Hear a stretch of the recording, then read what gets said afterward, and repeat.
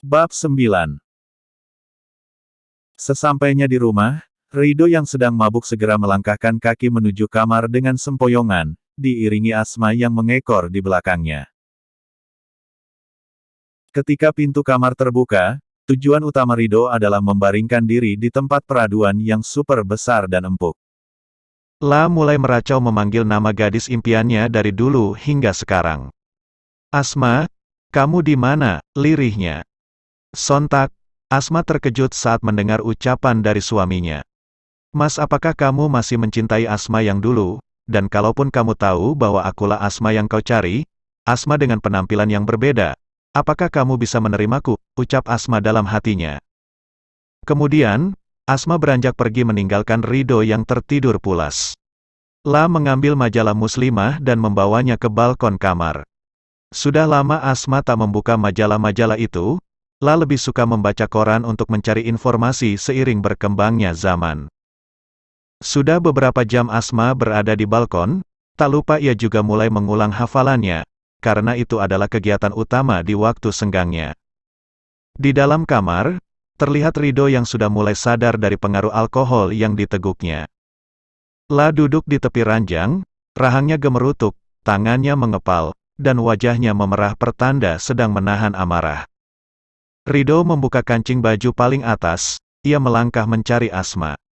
Sesampainya di ambang pintu kamar, ia melihat sekilas bayangan di balkon, dan mengurungkan niatnya keluar karena ia yakin orang yang ia cari ada di balkon kamar tersebut. Aku ingin membicarakan sesuatu denganmu. Ayo masuk ke kamar, tegas Rido dengan nada tinggi. Asma yang sedang asyik mengulang hafalan terlihat bingung dan heran akan sikap suaminya. La pun menuruti keinginan suaminya. Ada apa mas? Tanya Asma. Buka cadarmu, Asma, teriak Rido. Apa mas? Asma terkejut. Kamu tuli ya, buka kain hitam yang menutupi wajahmu itu. Sambil menunjuk cadar yang melekat di wajah cantik Asma. Tanpa meminta izin kepada si pemilik cadar, tangan Rido langsung memegang ujung kain niat hati ingin menariknya. Ini apa? Cepat buka. Dengan suara yang menggema di dalam kamar. Asma berdiri memantung sambil penatap tajam kepada Rido. Apa begini sikapmu terhadap perempuan yang kau pimpin? Mas, tidak bisakah kau bicara baik-baik terhadapku? Matanya mulai mengembun. Rido memandang tajam balik Asma. Sorot matanya terlihat menahan kilatan emosi yang merundung di dadanya.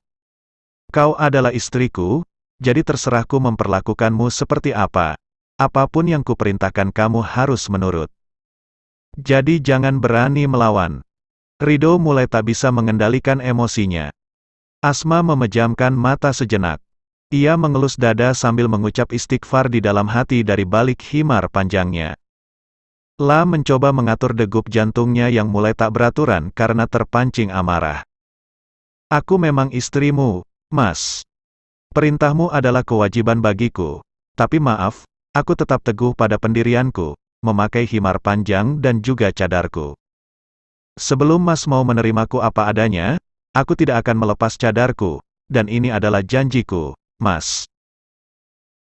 Asma merendahkan suaranya agar Rido bisa melunak. Apa aku tak salah dengar? Menerima kamu apa adanya? Bagaimana bisa aku menerimamu apa adanya sedangkan aku tak pernah melihat wajahmu bahkan di hari papa dan mamaku melamarmu? Aku malu mempunyai istri sepertimu. Ucap Rido sambil menunjuk wajah Asma. Aku minta maaf mas, aku tetap pada janjiku. Jawab Asma, lembut. Begini saja, kamu boleh memakai himar panjang itu, tetapi tidak dengan cadarnya, sekalian ganti model gamismu itu, aku risih melihatnya, hanya warna polos tanpa motif dan kebanyakan berwarna hitam. Bukankah sekarang banyak model-model gamis dan himar yang bagus, kamu tinggal bilang dan aku akan membelikannya. Apa perlu sekalian aku bawa ke desainer terkenal untuk merubah penampilan kamu? Rido berucap seperti sedang menyogok anak kecil dengan sebuah permen. Asma tersenyum sinis. Janji Allah lebih indah dari janjimu, Mas. Ujarnya, sarkastis. Tak disangka, satu tamparan melayang ke wajah Asma yang dilapisi kain indah itu. Plak, tapi bukan Asma namanya jika tak bertahan. Aku menyesal nikah denganmu. Bukan cuma pakaian kamu yang aneh, otakmu pun juga. Apa susahnya menuruti kehendakku? Hardik Ridho mendengar penolakan dari Asma untuk membuka cadarnya. Asma memilih diam dan mendengarkan makian dari suaminya. La lebih memilih bersabar dan ikhlas dengan semua yang ia hadapi. Sekali lagi maafkan aku jika Mas kecewa memiliki istri sepertiku. Tapi aku ingin Mas tahu, sampai kapanpun jangan memaksaku untuk melepas himar panjang, gamis, dan kadarku ini. Sekali lagi aku tegaskan, ini adalah kepribadian dan kehidupanku. Tegas Asma sambil memegang ujung cadarnya. Ridho mendengkus kesal. Rasanya percuma berdebat dengan istri dari hasil perjodohan itu, ia tetap kokoh pada pendiriannya. Ridho pun keluar kamar tanpa menoleh ke arah Asma. Asma segera mengambil Al-Quran dan duduk di tepi ranjang, tangannya bergetar hebat saat memegang Al-Quran. Ya Allah kuatkan hamba, wahai zat yang maha kuat. Lirihnya. Kilatan bayangan masa lalu muncul seketika di memori otak Asma. Karena aku suka denganmu, Asma. Suka denganmu. Suka denganmu. Ungkapan cinta dari Ridho kepada dirinya saat di jembatan dulu. Asma mulai terisak pelan. Mas, engkau menyukaiku karena fisik dan wajahku saja, bukan dari hatimu yang paling dalam. Seandainya ini aku, Asma yang pernah engkau cintai, apa kau akan menerimaku? Tidak, Mas. Aku ingin kau menerimaku apa adanya. Ragaku akan berubah seiring berjalannya waktu. Hingga tubuhku hancur tak tersisa. Namun, jika mencintaiku dari hati, Mas akan tahu betapa indahnya mencintai karena Allah. Aku menginginkan itu, Mas. Gumamnya sambil menghapus air matanya secara pelan. Asma membuka Al-Qurannya secara acak, tak disangka tangannya berhenti di sebuah surah Ali Imran ayat 200. La menutup mata dan membacanya lirih. Ya ayyuhallazina amanus biru wa sabiru wa rabitu. Watakuloha la'aulakum tuflihun.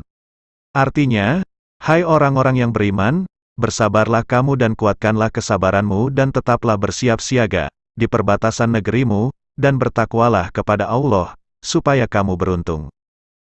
Setelah membaca ayat tersebut, senyum Asma muncul kembali. Al-Quran sudah menjadi teman dan obat mujarab baginya.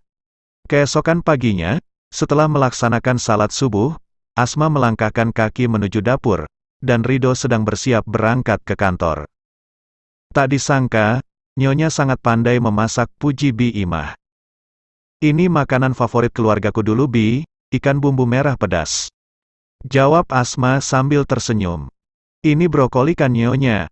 Tanya Bi Imah, padahal ia sendiri sudah tahu jawabannya. Asma mengangguk. Tapi Tuan Ridho tidak suka sayur selain tumis kangkung Nyonya, ujar Bi Imah. Aku sangat suka sayur Bi, jawab Asma. Oh, semua pelayan yang ada di dapur membulatkan mulutnya. Dulu, Mama selalu menyuruhku untuk makan sayur, katanya supaya sehat dan kuat. Asma mengangkat dan mengepalkan tangannya seolah sedang memperlihatkan otot di pergelangan tangan atasnya sambil tertawa renyah bersama para pelayan. Tapi kenapa orang tua Nyonya tidak pernah datang ke sini? Tanya Bi Inem yang berada di sebelah Bi Imah. Asma terdiam sejenak, perasaan rindu datang menggelayuti hatinya kepada dua sosok yang telah tiada. Mereka sudah dipanggil lebih dulu oleh Allah Bi. Asma tersenyum haru mengenang kedua orang tuanya, keluarga bahagia penuh canda dan tawa. Namun, semua sudah tenggelam dalam kenang di hati Asma. Ya Allah, maaf Neng Bibi tidak tahu. Ujar Bi Inem. Tidak apa-apa Bi, bukankah semua akan pulang jika sudah waktunya, jadi santai saja. Asma mengusap pundak Bi Inem. Nyonya baik sekali, Tuan Ridho sangat beruntung memiliki Nyonya, puji Bi Inem. Asma hanya mengangguk sambil tersenyum. Para pelayan kemudian membantu Nyonya besar Anggara menyajikan makanan di meja makan. Tak lama, Ridho pun datang untuk sarapan. Masakan apa ini Bi? Tanya Ridho, datar. Ini Nyonya Asma yang masak Tuan, ikan bumbu merah pedas, lengkap dengan sayurnya. Jawab Bi Ima sambil menunduk.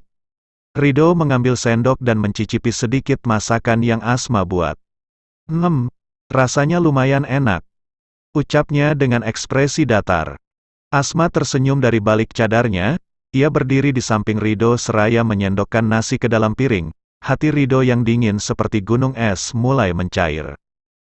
Asma duduk di samping Ridho, ia tak langsung makan, hanya dia menatap suaminya makan dengan lahap. Asma makan setelah Ridho berangkat ke kantor agar suaminya tak melihat wajahnya. Asma terkesiap mengingat hal yang hampir saja ia lupakan. "Mas, ini sayurnya," sambil meletakkan capcay dengan aneka sayuran. "Kamu harus tahu, aku tidak suka sayur." Ridho menatap Asma dengan tajam. "Sayur itu sudah terlanjur ada di piring Mas, makanlah. Cicipin dulu sedikit, demi Allah aku tidak menaruh racun di sana," sindir Asma. Walau sedikit ragu, Ridho tetap mencicipi sayur yang dimasak Asma. Ternyata sayur buatannya enak juga, batin Ridho. Lapun memakannya dengan lahap, habis tak tersisa. "Mas tadi Mama nelpon, katanya mau kesini nanti sore, jangan kemana-mana ya Mas," pinta Asma pada suaminya. Jawab Ridho, singkat. Asma tersenyum geli, perasaannya sangat senang karena Ridho menyukai masakannya. "Bisakah kamu buatkan aku kopi seperti biasa?" ujar Ridho. Asma mengangguk dan segera pergi ke dapur. Senyum manis di balik cadar tak henti menghiasi bibir mungil nan indah miliknya. "Semoga ini menjadi langkah awal bagiku untuk membuka hatimu Mas. Semoga kelak engkau bisa menerimaku apa adanya."